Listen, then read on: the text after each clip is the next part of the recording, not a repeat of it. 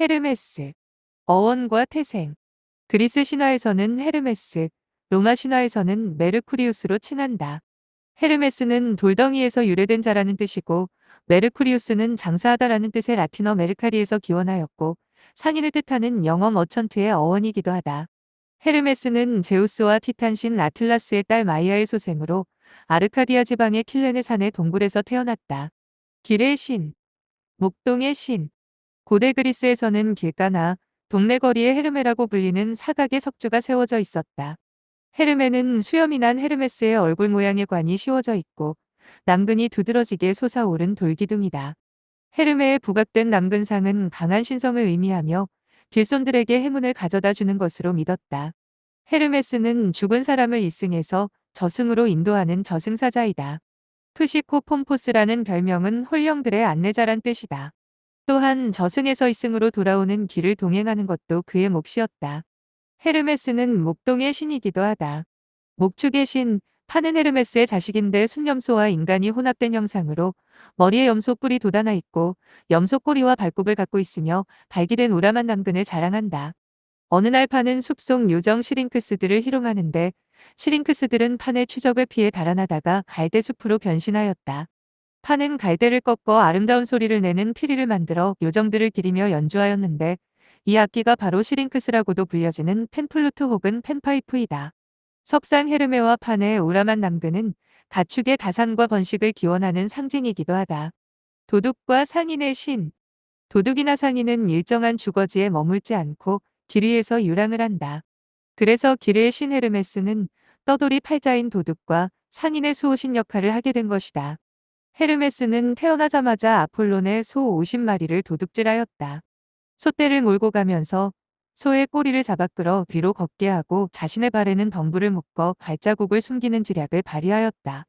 후에 들통이 나서 아폴론의 심한 공격을 받고 제우스의 명령에 따라 소를 내어주었는데 사과의 뜻으로 아폴론에게 자신이 만든 미라를 선물로 주며 그의 분노를 무마시켰다.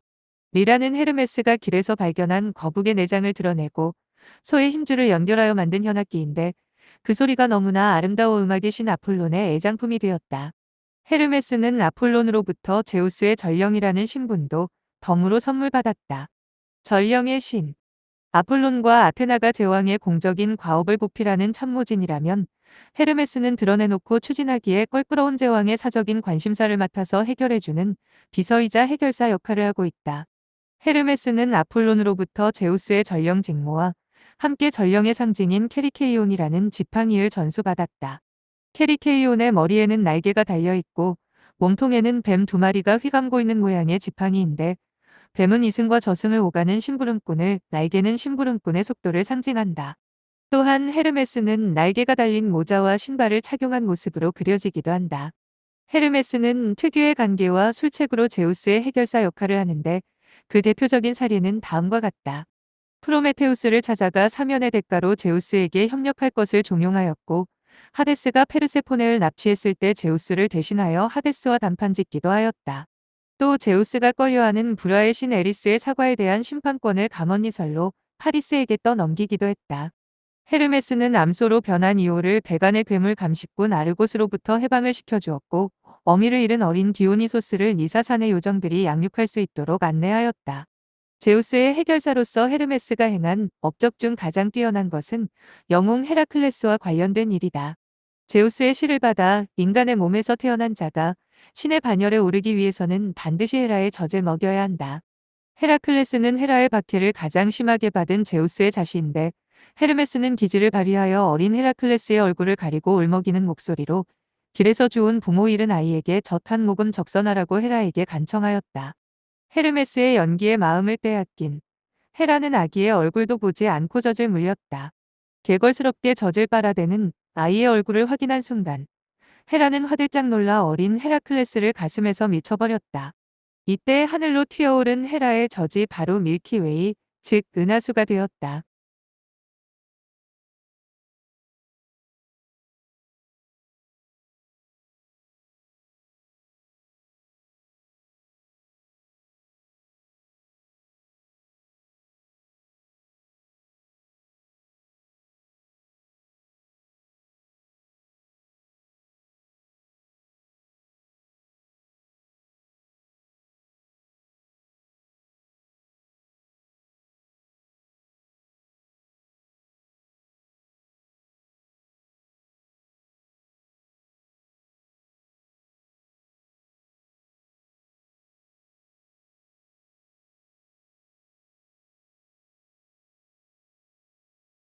아르테미스, 어원과 태생. 제우스의 사랑을 받은 레토가 헤라의 박해를 피해 델로스 섬에서 상둥이 남녀 신을 낳았는데 그들이 아폴론과 누이 아르테미스이다. 아르테미스는 로마 신화에서는 디아나, 영어식으로는 다이아나라고 부른다. 달의 여신. 티탄 신족의 태양신 헬리오스와 달의 여신 셀레네는 남매지간이다. 올림포스의 아폴론과 아르테미스 역시 상둥이 남매지간이다. 우리 민담의 해님과 달림은 호랑이를 피해 밧줄을 타고 하늘로 올라간 오누이다.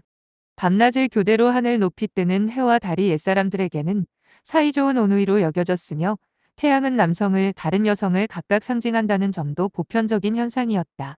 고대인들은 달이 대지와 같이 생명의 근원으로서 여성, 즉 만물의 위대한 어머니의 본성을 지니고 있다고 믿었다. 주기적으로 모습을 바꿔가는 달의 형상은 생명을 잉태한 여성의 몸을 연상케 한다. 또한 달의 공전 주기는 여성의 생리 주기와도 일치하는데 월경이라는 영어 맨스즈는 달의 여신 셀레네의 별명 맨과 깊은 연관을 갖고 있다. 달의 여신 아르테미스는 생명을 베푸는 자유로운 천사이면서도 만물에게서 생명을 빼앗는 무자비한 악마인 야누스적 존재였다.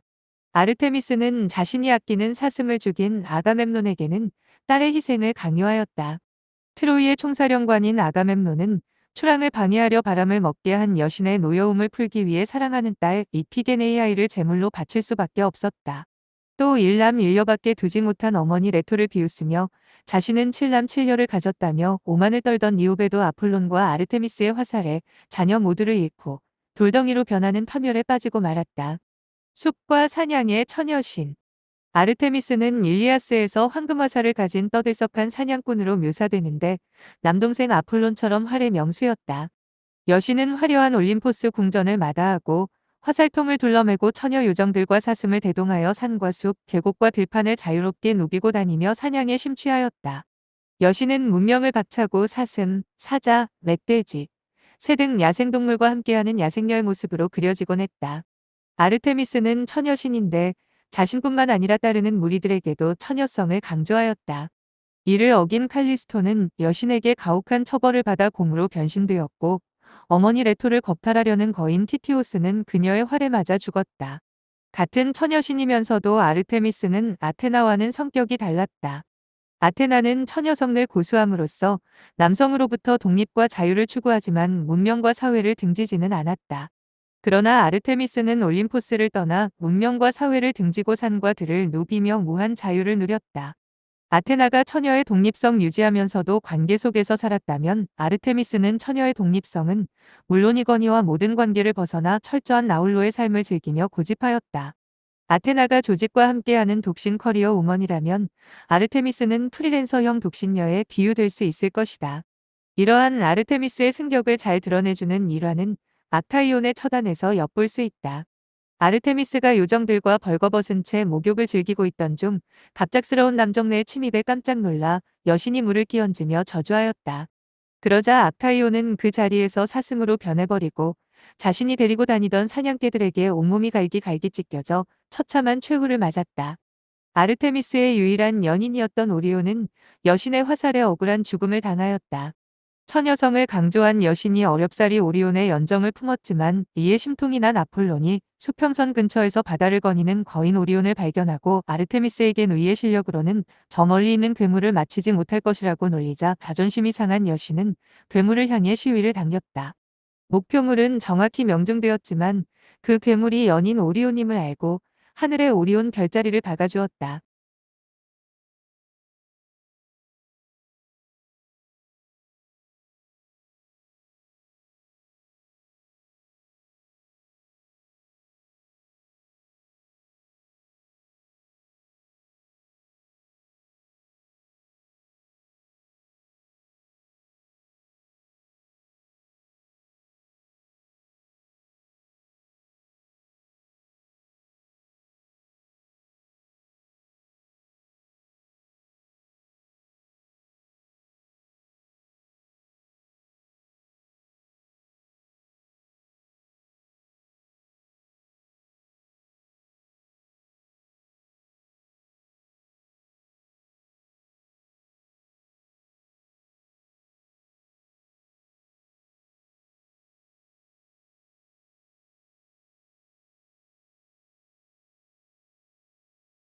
헤파이스토스. 어원과 태생. 헤파이스토스는 불이라는 뜻으로 화산을 칭한다. 라틴어 벌카누스도 화산을 뜻하는데 영어 볼케이노의 어원이다. 헤파이스토스는 태어나자마자 호된 시련을 겪는다.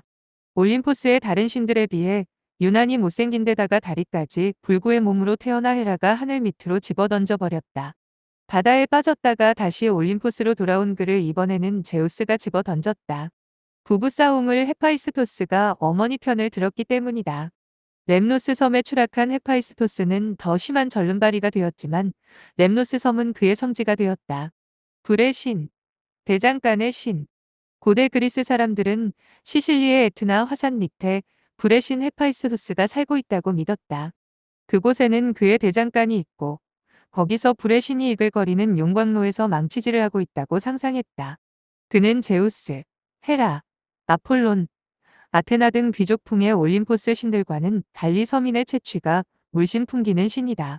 올림포스에서 2번이나 추락한다는 설화는 그가 낮은 곳의 신이라는 사실을 말해준다.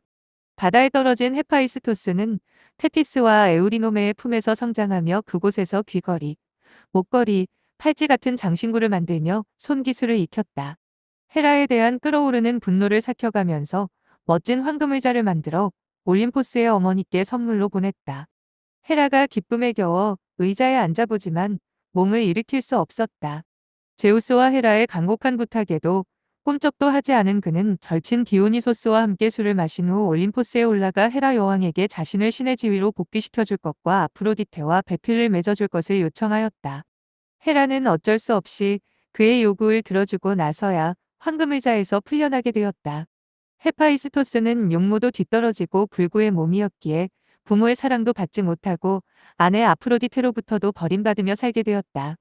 그런데 부르신 헤파이스토스는 포세이돈과는 달리 속에서 끓어오르는 감정의 불덩이를 폭발시키지 않고 그 불같은 에너지를 창조력으로 승화시켰다.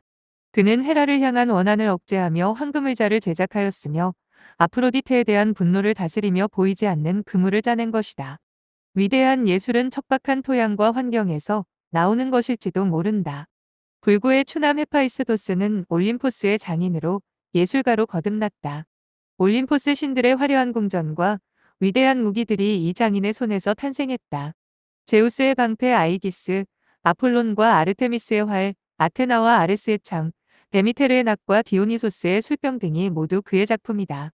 헤파이스토스는 버려진 자신을 돌봐준 테티스를 위해 아킬레우스의 갑옷과 투구, 그리고 방패를 만들어주기도 했다.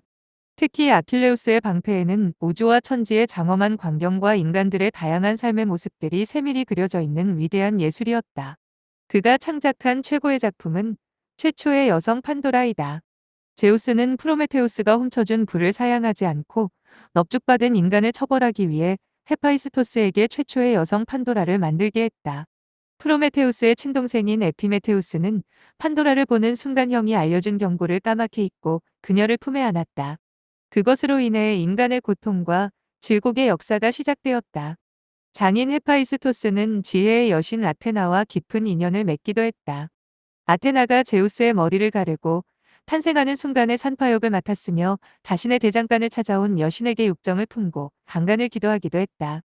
비록 실패했지만 아테나의 허벅지에 떨어진 그의 정액에서 아테네의 시조 에리토니우스가 태어났다. 아테네 시에는 헤파이스토스의 신전인 헤파이스테이온이 온전한 모습으로 남아있다. 이전에는 이 신전이 아테네의 영웅 테세우스의 뼈가 묻혀 있다고 해서 테세이온이라고 불리어졌다.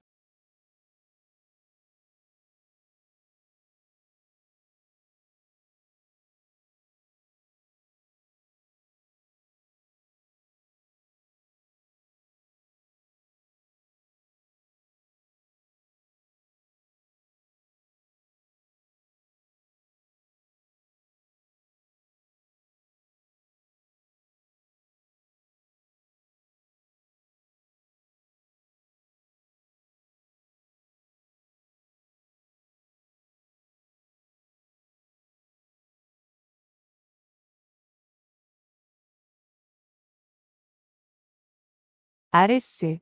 어원과 태생. 아레스는 로마 신화에서는 마스로 칭한다.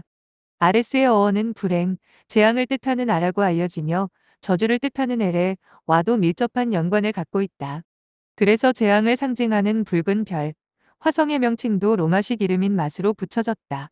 아레스는 제우스와 헤라 사이에 태어난 적자로 야만의 땅이며 저주의 땅으로 평판이 나 있는 그리스의 북부 지방 트라키아를 근거지로 삼고 있다. 전쟁의 신.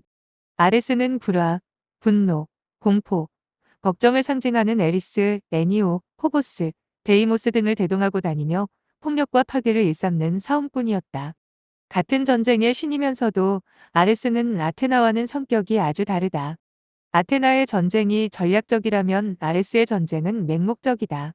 아테나는 싸우지 않고 이기는 것을 최상으로 여기지만 아레스는 싸움 그 자체를 즐긴다. 아테나는 머리로 싸우지만 아레스는 창칼로 싸운다. 아레스는 인간의 공격적이고 파괴적인 본능을 상징한다. 그는 헤파이스토스와는 너무도 다른 길을 가는데 마음속 깊이 끓어오르는 감정의 불덩어리를 지니고 있다는 점에서 두씨는 닮은 꼴이다. 그러나 헤파이스토스는 이 불덩어리를 창조적 에너지로 승화시켜 예술가로 거듭나지만 아레스는 이를 파괴적 에너지로 폭발시켜 폭력배로 전락한다. 아테네 시에는 두 신이 남긴 유적이 하나씩 있는데 헤파이스테이온과 아레이오스 파고스이다. 헤파이스테이온은 예술의 혼과장인 정신을 기리는 장엄한 신전이라면 아레이오스 파고서는 살인죄를 심판하는 법정이다. 아레이오스 파고스는 아레스의 언덕이라는 뜻으로 아레스가 자신의 딸을 겁탈하려는 포세이돈의 아들을 때려 죽인 죄로 올림포스 신으로부터 심판을 받았던 곳이다. 물론 정당방위로 무죄 판결을 받았지만 아레스는 신들 중에 유일하게 법정에서는 불명예를 얻었다. 그럼에도 불구하고 그는 아프로디테의 정부로서 그녀의 사랑을 독차지한다. 남편 헤파이스토스를 저버리고 화려한 폭력배 아레스를 향한 아프로디테의 마음은 사랑이 언제나 이성적인 것은 아니다. 라는 사실을 웅변해주고 있다. 공포와 걱정을 뜻하는 포보스와 데이모스는 아레스와 아프로디테 사이에서 태어난 자식이다. 또 악당 키크노스와 플레기아스도 아레스의 자식인데 키크노스는 델포이로 가는 길목을 지키고 있다가 행인을 습격하여 살인을 일삼는 데 헤라클레스에 의해 처단되었고 플레기아스는 델포이로 가는 천백에게 시름을 걸어 죽이는 악당인데 아폴론이 시름으로 그 악당을 죽였다. 트라키아 왕 디오메데스는 지나가는 나그네를 잡아 죽여 자신이 기르는 말먹이로 삼는 흉악범인데 역시 아레스의 아들로 헤라클레스의 철퇴를 맞고 죽었다. 또 호전적인 여전사 아마존의 여왕 펜테실레이아는 아레스의 딸인데 트로이 전쟁에 참전했다가 아킬레우스에게 죽음을 당하였다. 합리주의와 휴머니즘을 신봉하는 그리스인들은 절제되지 않은 폭력성을 드러내는 아레스를 가장 못마땅하게 여겼지만 로마의 마르스는 경우가 다르다. 로마인은 최고의 신 유피테르, 즉 제우스와 견줄 만큼 사랑했다. 마르스는 전설적인 로마의 창건자 로물로스와 레무스의 아버지로 추앙받는다. 로마인들은 살육과 정복에 피비린내 나는 역사를 남겼다. 인간은 누구나 공격성과 경쟁심을 가슴에 품고 있는데 그리스인들은 이런 욕망을 올림픽 경기로 승화시켜 인류의 빛나는 문화유산으로 남겼지만 로마인들은 이것을 적나라하게 표출시켜 검투사들의 피해 향연으로 즐겼을 뿐이다.